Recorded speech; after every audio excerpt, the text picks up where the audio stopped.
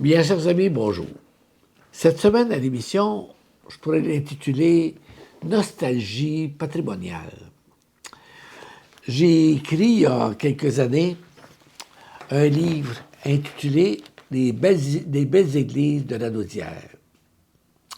Et je ne me doutais pas que quelques années après, à peine, un certain nombre d'églises soit n'existent plus parce qu'ils ont été vendus, ou qu'elles aient été transformées pour servir à d'autres vocations. Voilà pourquoi ce livre-ci, et je le considère un peu comme un livre de référence par rapport historique, dans le fond, par rapport à notre patrimoine religieux régional. Alors aujourd'hui, je voudrais consacrer l'émission, justement, à ces édifices religieux, ces églises, qui sont soit disparus du paysage ou qui ont été transformés de l'intérieur, et aussi certaines bâtisses religieuses qui ont subi le même sort, pour les remettre dans l'actualité et pour en faire, si possible, un document de référence à nouveau. Alors nous commençons par l'église de Sainte-Élisabeth. Sainte-Élisabeth, c'est pour ça que quand je parle de nostalgie, c'est que j'ai fait un peu au cours des dernières années de recherche historique. Et je vis avec combien d'efforts les gens ont mis des efforts, justement, pour bâtir leur église, bâtir leur maison, comme on voit actuellement, des maisons patrimoniales. À Sainte-Élisabeth, il y avait un certain nombre de maisons de pierre. Et on a, pour ces citoyens-là, ces colons-là, érigé l'église vers leur lieu de résidence, leur lieu de travail, des terres qu'ils avaient colonisées. Et les églises ont été, oui, détruites à Sainte-Élisabeth parce qu'à cause des fondations qui étaient sur de la terre glaise. Mais il y a cette dernière église là, qui tient encore. On la voit quand on passe, mais à l'intérieur, tout est transformé. La municipalité en a fait l'acquisition il y a à peine quelques années pour la faire servir à d'autres fins.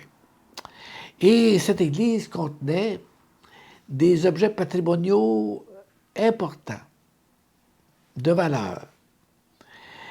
Et vous voyez actuellement des images du maître-autel, d'un hôtel latéral, sculpté.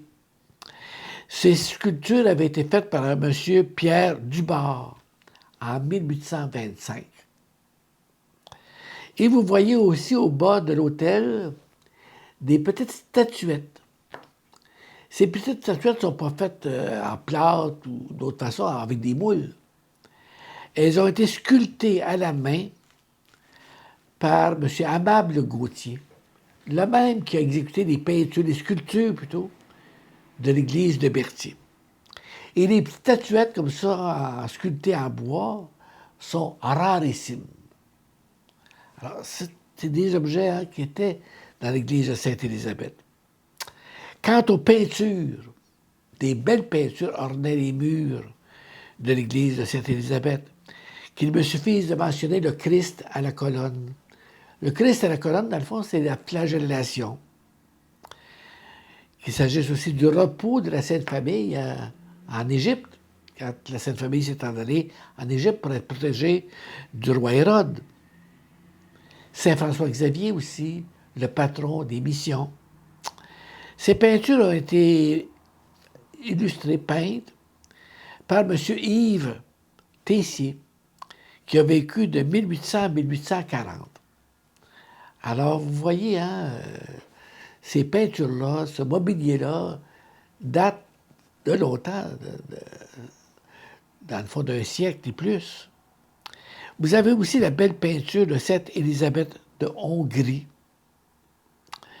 qui est la patronne de la paroisse. Alors, ces objets, vous me demanderez, mais si vous circulez devant l'église de Sainte-Élisabeth depuis quelque temps, vous avez vu des camions, vous avez des conteneurs qui ont enlevé les différentes situations ou objets de l'église de Sainte-Élisabeth. C'est sûr que c'est plus des objets comme le plancher ou autre.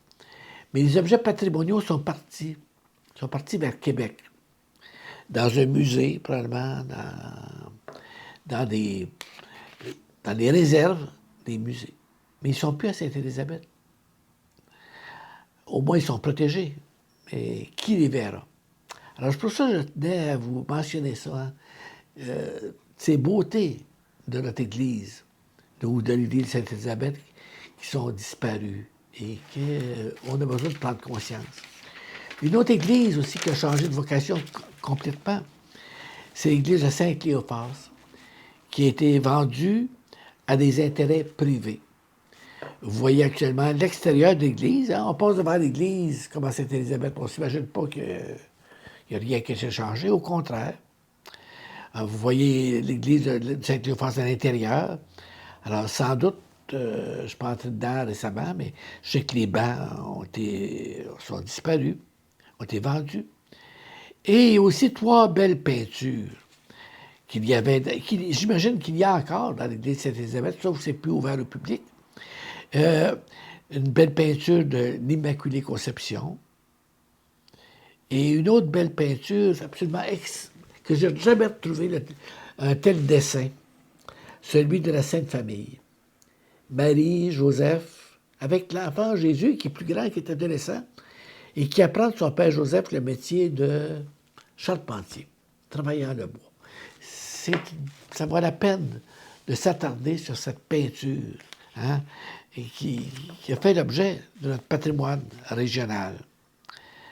Enfin, une autre peinture, celle des disciples d'Emmaüs. Vous savez, ces 2 disciples qui rencontrent Jésus le soir de Pâques et qui s'en vont sur la route. C'est ce qu'on voit dans la peinture d'aujourd'hui, qu'on voit sur la route, hein, et qui commencent à discuter des événements qui sont produits à Jérusalem dans les derniers jours.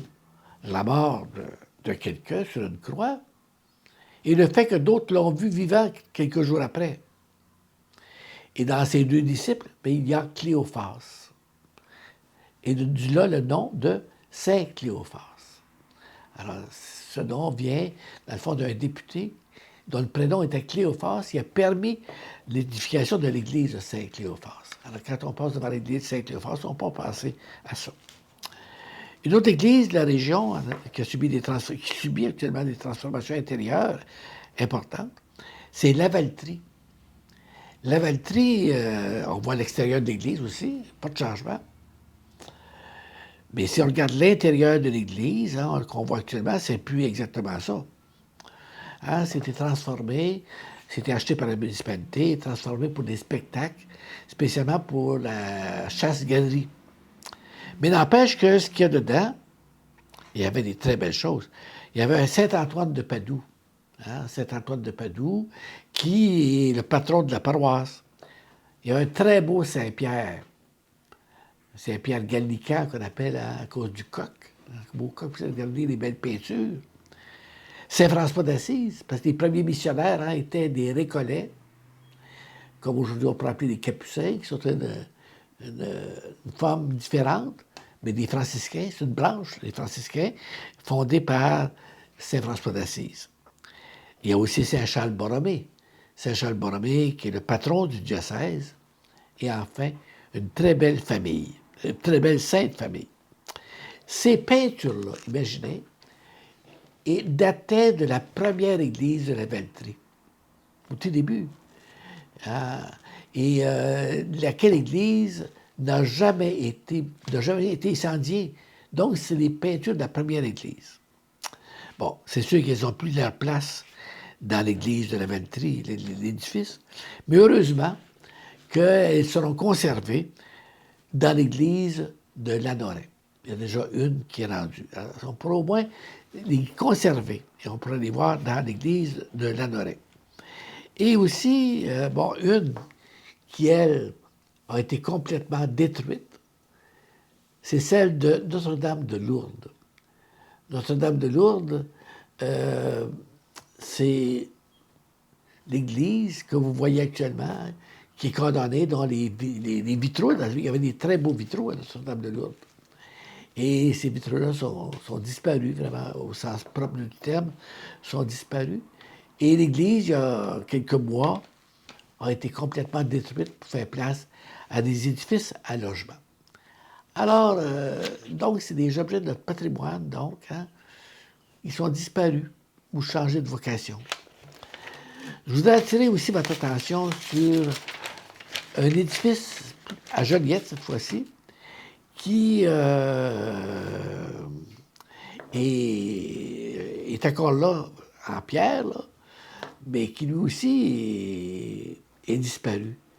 Alors, je parle à ce moment-là du monastère des moniales bénédictines, au coin de la rue Saint-Charles-Borromée et de la rue Papineau à Joliette.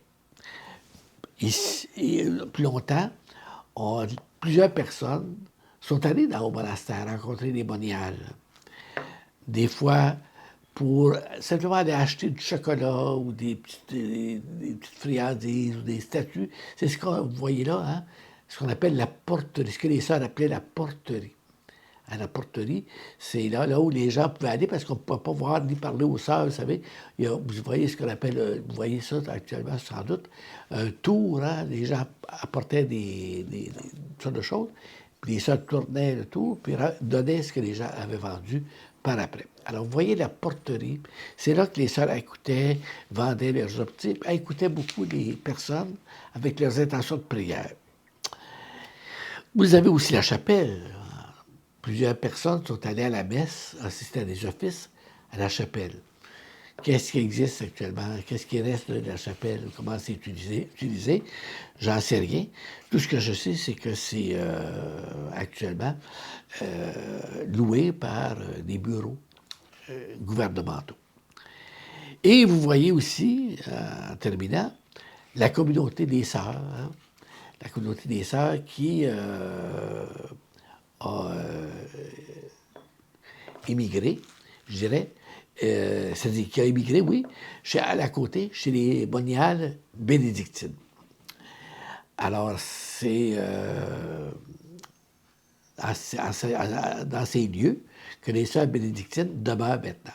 Mais demeurent pour peu de temps, parce que les sœurs vont déménager dans leur jardin. On a vu les jardins tout à l'heure aussi, où on les voit actuellement. C'est des grands terrains sur le bord de la, lac de la rivière l'Assomption. Et les sœurs vont déménager avec les sœurs de Saint-Cœur de Jésus de Marie dans une maison qui est en construction actuellement, qui va s'appeler la résidence Pax. Alors voilà pour une première partie des édifices qui sont disparus et qui ont changé de vocation. Et si on en restait là, on pourrait être facilement déprimé sur notre patrimoine religieux. Heureusement qu'en même temps, ou presque, de nouveaux édifices sont apparus dans notre décor de la Naudière. Et je pense, entre autres, à une première maison religieuse, qui est l'abbaye Val-Notre-Dame. Souvent, surtout auprès des jeunes, là, abbaye, comment ça se prononce? C'est-tu abbaye? Hein? C'est abbaye. Abbaye, ça signifie un monastère. Un monastère, ça signifie des moines. Alors, les moines qui étaient à Oka, en grand nombre auparavant, et dont la route, une route importante, passait devant leur monastère avec du bruit et tout, ont décidé de s'emmener dans le calme, la paix. Et ils ont déniché à Saint-Jean-de-Mata un bel environnement calme, boisé, et ainsi de suite. Alors, c'est comme ça qu'ils ont fait l'acquisition de ces terrains. Ils ont édifié un monastère dont l'architecte était M. Pierre Thibault. Et vous voyez actuellement la forme du monastère, tout ce qui a été fait, soit à l'extérieur ou à l'intérieur. Et c'était l'objet de nombreux prix architecturaux. Et les moines, ce sont des moines cisterciens. Certes, auparavant, ils étaient très nombreux. Ils ont développé des grolles d'agriculture à Oka. Ils ont eu le fameux fromage Oka, et ainsi de suite. Ici, mais maintenant, ils se spécialisent plus dans les produits forestiers, dans la vente de ces produits-là, qu'on peut retrouver au magasin du monastère, qu'on trouve à l'entrée. Hein. C'est pas le même édifice. Le monastère est à une place. Et le magasin est à l'autre endroit où beaucoup de gens là, peuvent aller se procurer différents produits, des moines, que ce soit du caramel, que ce soit du chocolat, que ce soit des livres aussi, parce qu'il y a des beaux livres là, à vendre là. Et puis, le monastère comme tel, bien, c'est le monastère de la prière. Alors, les moines prient 7 jours par semaine, 7 jours par semaine, mais 7 fois par jour. Et aussi, il y a des personnes qui peuvent aller faire des retraites au monastère. Et c'est vraiment très... Même il y a des listes d'attente actuellement pour aller au monastère. Alors, tout se fait dans le silence. Et Dieu sait si on a besoin de silence dans notre société. Donc, le monastère, qu'on appelle aujourd'hui l'abbaye Val-Notre-Dame, se situe à Saint-Jean-de-Mata et on peut y aller facilement, personnellement ou en famille. Et ils ont développé aussi au fil des ans des activités. Alors, ils ont des pistes de ski de fond, ils ont aussi des sentiers pédestres pour l'été. Alors, c'est un bel endroit aussi. Un autre endroit qui est neuf dans notre région, c'est ce qu'on appelle les moniales de Saint-Bruno. Et vous avez peut-être vu il y a quelques semaines sur nos ondes la prière de ces moniales, de ces femmes qui vivent, eux autres aussi, dans le silence. Heureusement, dans notre région de la Naudière, il y a plusieurs lieux qu'on peut trouver le silence. Et une des raisons pour lesquelles les moniales sont partis de France pour venir s'installer ici, c'est qu'ils ont trouvé à Chertsey une montagne et où il y avait un silence parfait. On n'entend aucun bruit. Et elles ont construit, comme vous pouvez le voir actuellement, une chapelle, un monastère, sur le sommet de la montagne, de plus en plus près du ciel, du Très-Haut. Et là, elles vivent une vie d'ermite. On les voit, ils se rencontrent 2 fois par jour, une fois pour la prière de la messe et l'autre pour la prière du soir. Et elles mangent, elles mangent, prient, dorment dans leur petit ermitage. Et 2 fois par semaine, oui, c'est ça, elles peuvent soit faire une balade dans la forêt ensemble, l'autre fois, elles prennent un repas communautaire, mais en silence. C'est tout un défi, hein? Puis on a ça chez nous. Et puis aussi, elles ont un magasin, eux autres aussi, qui vendent des objets d'artisanat, mais artisanat à ce moment-là très dispendieux dans un sens, c'est très, très fin. Ils vendent des belles statues, et aussi de la poterie, des sets de vaisselle, l'ensemble de vaisselle, et ainsi de suite. Et puis, vous avez aussi des personnes qui aimeraient partager leur silence. Il y a des petits ermitages aussi que des personnes peuvent louer pour aller se reposer, pour aller prier, pour aller trouver le silence. Une autre place aussi qui a été érigée au cours des dernières années, c'est à Rawdon. Rawdon, un édifice qui s'appelle Val-de-Paix, et ça tient bien son nom, Val-de-Paix. C'est un édifice qui a été construit d'abord pour être un spa.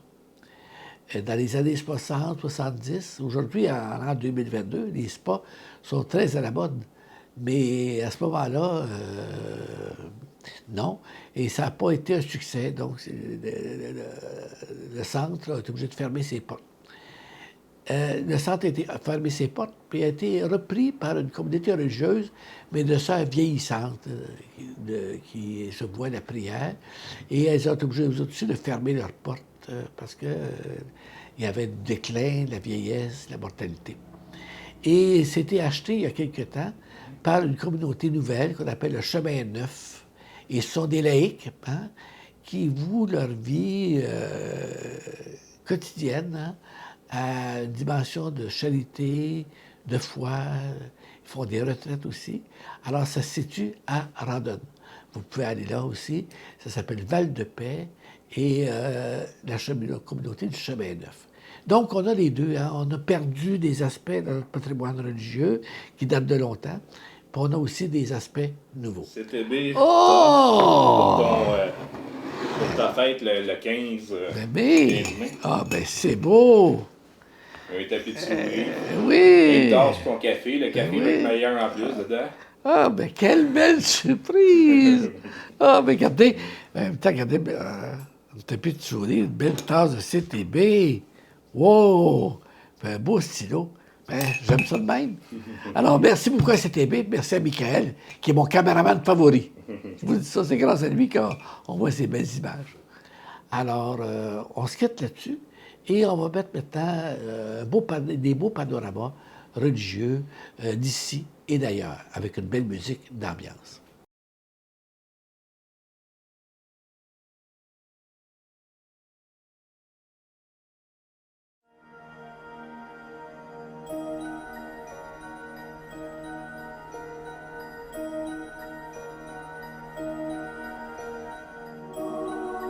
L'ange du Seigneur apporta l'annonce à Marie.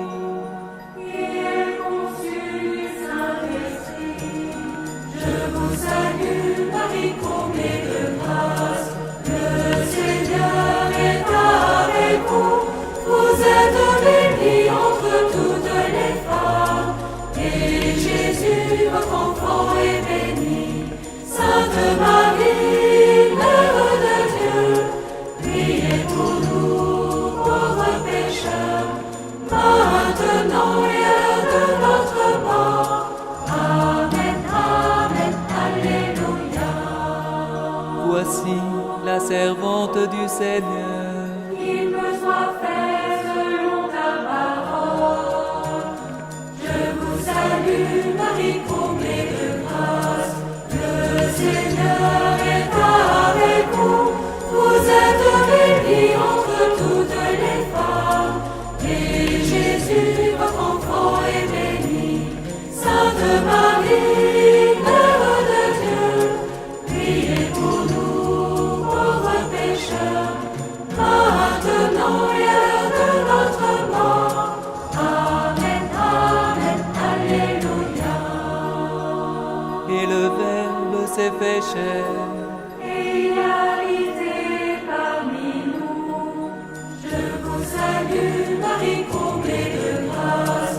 Le Seigneur est avec vous. Vous êtes bénie entre toutes les femmes. Et Jésus, votre enfant, est béni. Sainte Marie, Mère de Dieu, priez pour nous, pauvres pécheurs, maintenant et à l'heure de notre mort. Amen, Amen, Alléluia. Priez pour nous, Sainte Mère de Dieu. Afin que nous soyons rendus dignes des promesses du Christ. Prions. Que ta grâce, Seigneur notre Père, se répande dans nos cœurs. Par le message de l'ange, tu nous as fait connaître l'incarnation de ton Fils bien-aimé. Conduis-nous par sa passion et par sa croix, jusqu'à la gloire de la résurrection. Par Jésus, le Christ, notre Seigneur.